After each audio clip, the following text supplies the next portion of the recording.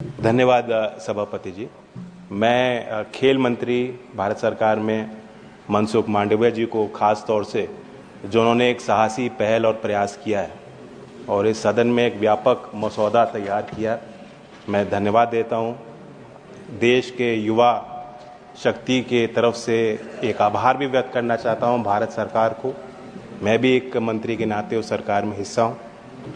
ये इस सदन में हमने देखा है कई बार कानूनी सुधार के दृष्टि से जो पुराने कानून हैं उसमें हम संशोधन लाते हैं, लेकिन ये कोई पीसमील चेंज या परिवर्तन नहीं है।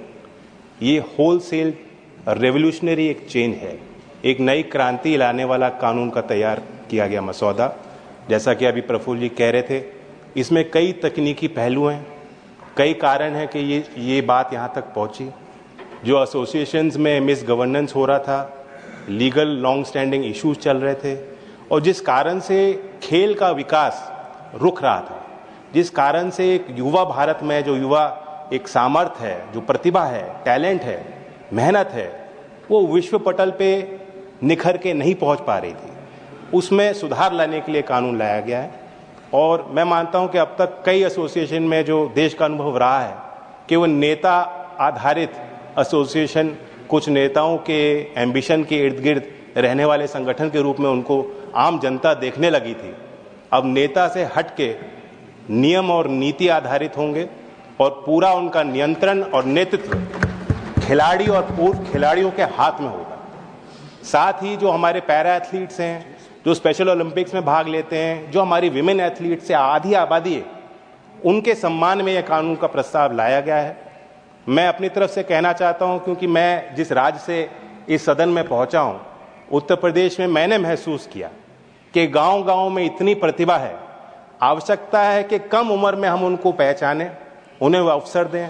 जो मूलभूत सुविधाएं, जो ढांचे, जो संरचना खेल के विकास के लिए गाँवों में, ग्रामीण क्षेत्रों में होने चाहिए, जो आज तक किसी ने ध्यान नहीं दिया, खेलो इंडिया के माध्यम से और जो प्रधानमंत्री का खुद व्यक्तिगत लगाव है, उस कारण से चीजें बदलने लगी।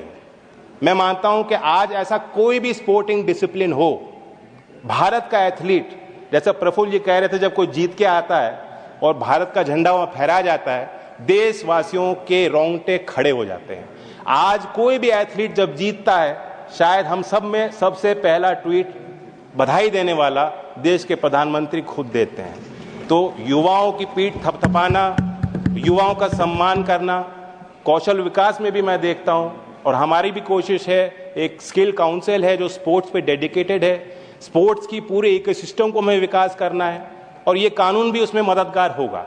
मेरठ का एक जिला और पंजाब, दोनों को अगर आप कंबाइन करेंगे तो स्पोर्ट्स गुड इंडस्ट्री, जो देश की अर्थव्यवस्था में बहुत मजबूती से योगदान देता है, एक्सपोर्टिंग इंडस्ट्री है, लाखों को रोजगार देता है, लगभग 80% उत्पादन अकेला मेरठ और पंजाब के एक शहर में है। अब हमने, भारत सरकार ने और यूके ने एफटीए कर दिया। उस फ्री ट्रेड एग्रीमेंट के माध्यम से हमारी स्पोर्ट्स गुड इंडस्ट्री का भी बहुत प्रबल विकास तेज गति से होने जा रहा है। तो ये सारी चीजें एक समावेश करते हुए देश के युवाओं के सम्मान में, खिलाड़ियों के सम्मान में, खिलाड़ियों को समाज में वो ओहदा देने के लिए, उनकी जीविका के निर्माण के लिए, उसके कौशल के विकास के लिए ये कानून का मसौदा इस सदन में चर्चा के लिए है। मैं अपना पूर्ण समर्थन इस प्रस्ताव को देता हूं। धन्यवाद। Thank you.